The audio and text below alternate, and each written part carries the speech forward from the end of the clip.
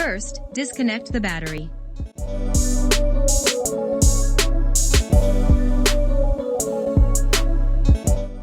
Then start removing bolts. I started with the 14mm at the bottom of the alternator.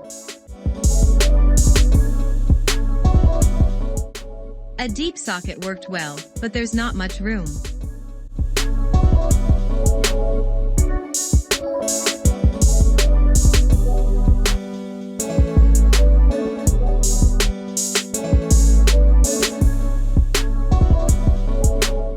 Disconnect the rubber plug attaching the electrical cord.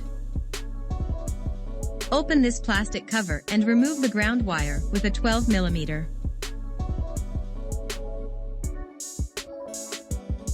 Remove all the bolts on the belt tensioner with the same 12mm.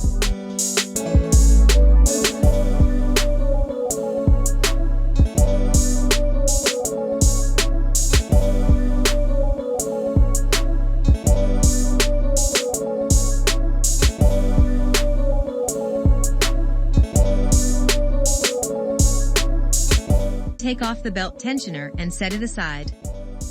Move the alternator towards the dashboard as far as it will go and take the belt off. To remove the alternator, you'll need to rock it back and forth while pulling up. This might take a while. When you put in your new alternator, make sure the 14mm bolt is already in the bottom of the alternator, but not tightened.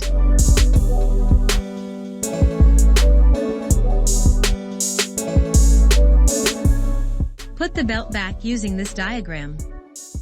Remember to have the alternator pushed as far towards the dashboard as possible, and there are no electrical wires being smashed behind it, and the belt should just slide on. Put all the electrical plugs and bolts back exactly where they were before, and you're done.